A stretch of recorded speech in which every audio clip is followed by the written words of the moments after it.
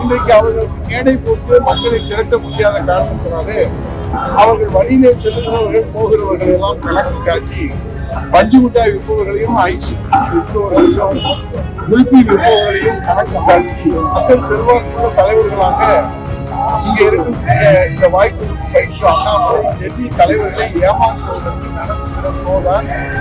ஏமாற்று ஷோவை தவிர ரோட் ஷோ அல்ல. ஆக இந்த ஏமாற்று ஷோ மக்களுக்கு எந்த விதத்திலும் பலனளிக்க போவதில்லை, எந்த நன்மையும் தரப்போவதில்லை. இப்போ ரோட் ஷோல செய்ய போறாங்கன்னா இந்த மக்களுக்கு என்ன செய்தி சொல்றாங்க, இந்த ரோடு ஷோனால மக்களுக்கு என்ன நன்மை, ஏதாவது வாக்குறுதி கொடுக்கிறார்களா ரோட் ஷோல, அல்லது ஏதாவது செய்திகளை மக்களுக்கு சொல்லுகிறார்களா?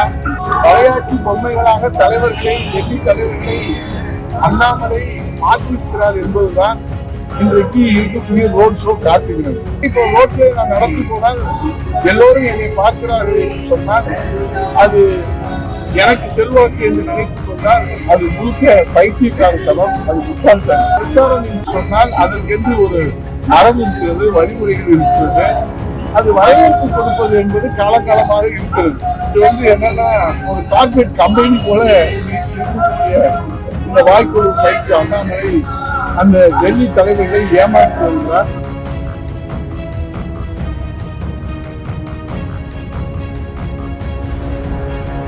பொதுக்கூட்டத்தை மாலை நேர பல்கலைக்கழகம் என்று சொன்னால் இந்த பொதுக்கூட்ட மேடைகளிலே சொல்லுகிற செய்தி அவர்களுடைய வாழ்விலே ஒரு வழிகாட்டியாக, அவருடைய வாழ்விலே ஒரு வெளிச்சமாக, அப்படித்தான் நம்முடைய திராவிட இயக்கங்களுடைய பொதுக்கூட்ட மேடைகள் அமைந்திருக்கிறது. அப்படித்தான் இந்த இயக்கம் இங்க வளர்ந்திருக்கிறது. பேரறிஞர் பெருந்தகை அண்ணா அவர்கள் முதலாக திராவிட முன்னேற்ற கழகத்தை ஆட்சி கட்டு அமர்த்துகிற போது இந்த மக்களுக்கு மேடை போட்டு மேடை அமைக்க முடியவில்லை என்றால் கட்ட வேண்டியை கூட மேடையாக்கித்தான் அன்றைக்கு வளர்த்து வந்திருக்கிறார். இன்றைக்கு அவர்களுக்கு மேடை போட்டு மக்களை திரட்ட முடியாத காரணத்தினாலே அவர்கள் வழியிலே செல்லுகிறவர்கள் போகிறவர்கள் எல்லாம் கணக்கு காட்டி பஞ்சு மிட்டாய் விற்பவர்களையும் ஐஸ் விற்பவர்களையும் குல்பி விற்பவர்களையும் கணக்கு காட்டி மக்கள் செல்வாக்குள்ள தலைவர்களாக இங்க இருக்கக்கூடிய இந்த வாய்ப்பு கைக்கு அண்ணாமலை டெல்லி தலைவர்களை ஏமாற்றுவதற்கு நடத்துகிற ஷோ தான். இது ஏமாற்று ஷோவை தவிர ரோட் ஷோ அல்ல.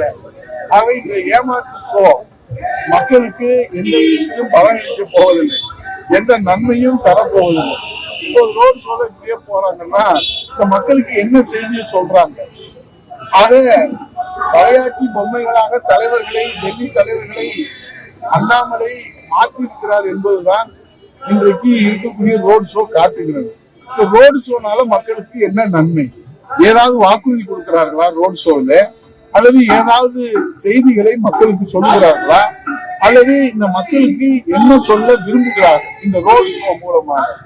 அதை இப்போ ரோட்ல நான் நடந்து போனால் எல்லோரும் என்னை பார்க்கிறார்கள் என்று சொன்னால் அது எனக்கு செல்வாக்கு என்று நினைத்துக் கொண்டால் அது முழுக்க பைத்தியக்காரத்தனம், அது முட்டாள்தனம்.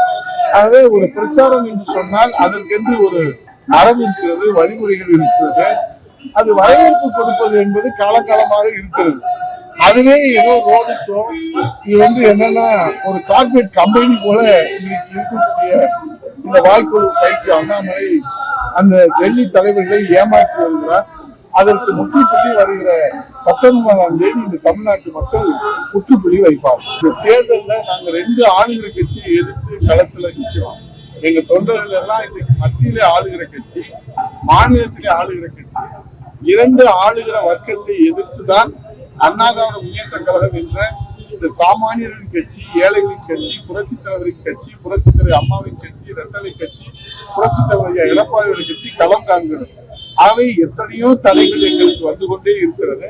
அதையெல்லாம் சட்ட ரீதியாக முறையாக எங்கள் பொதுச்செயலாளருடைய வழிகாட்டுதலோடு நாங்கள் அதை அணுகுகிற, எதிர்க்கிற, கடந்து செல்கிற வழிமுறைகளை தேர்தல் ஆணையத்தில் முறையிடுகிறோம். இதுபோன்ற செய்திகளை மேலும் தெரிந்து கொள்ள எங்களது யூடியூப், ஃபேஸ்புக் மற்றும் ட்விட்டர் ஆப்களை சப்ஸ்கிரைப் செய்யவும்.